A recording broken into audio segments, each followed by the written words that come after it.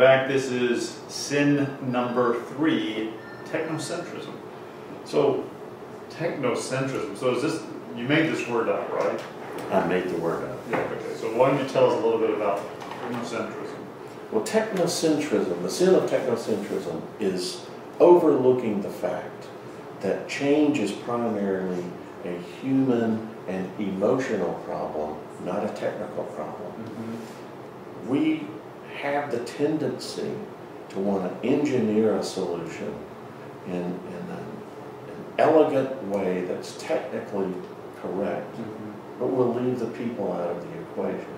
And we forget that change and personal meaning that people's roles have in the organization and the emotional reactions that people have are really at the heart of what will either drive change or hold change back. So being too focused on the technical aspects of change, over engineering the process, as opposed to the people side of change, is what technocentrism is all about. Do you see that solely in like engineering-based or technology firms, or do you see that even in, do you see that in all industries? I see that in all industries. Of course, a lot of technical, engineering, scientific firms are kind of at graduate level in engineering processes, and that works very well for the production work that they do. It's necessary. It's a different kind of problem in changing a group of people, and sometimes you have to look at it a different way. So that means taking technocentrism into consideration, or taking the people side, means that we have to get into some of the softer skills. It's not just the linear planning piece, but to really get into the soft side, is that right?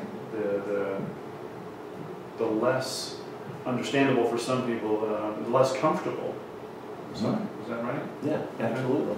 And we have to understand that people go through predictable phases of change, and when we're in such a time-driven culture and environment, we expect people to go through those things very quickly. Some people do, some people don't. But people go through some pretty predictable stages of change. You know, they'll start with denial that anything's really happening, and then they move more into resistance phase and complain and blame other people for everything that's wrong. And they'll tend to move more into an exploration stage where they have a lot more energy around the change to see what it might be like. And then finally into a commitment stage that really ingrains the new behavior, the change into the way that they do business. But it takes time. Some people can go through in a matter of days, some people it takes months. And what are we doing as leaders of change in organizations to help them through those predictable phases of change? So what would you recommend to a leader to do in order to help people move through that process? First of all, listen to where people are and understand that those are perfectly normal reactions to change.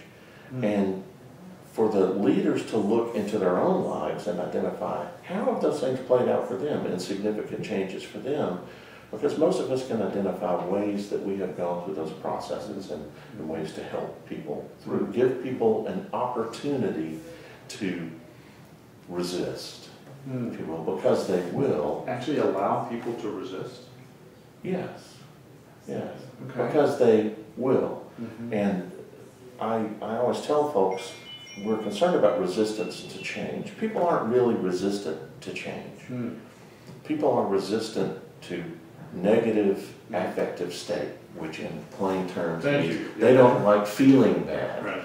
Okay? So they don't like feeling uncomfortable, incompetent, unsure of what's happening, and the more that we can help people overcome those fears and those reactions, the faster we can move them through those resistance areas. So there's going to be an interesting dynamic to that conversation, is that as a leader, they may feel the exact same way. They may feel incompetent, they may feel uncomfortable, and they still have to lead their organization at the same time. That's right. I'm not exactly sure how I'm going to do this, but I know I have to do it.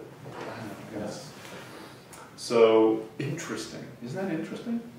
So there's going to be more information about all of this content on our website. There's going to be some articles, and there's going to be conversations we're starting. So that, ladies and gentlemen, is number 3, and we'll come back and we'll do the 4th one, which I know nothing about, which is arrogance. We'll come back and do that in a second.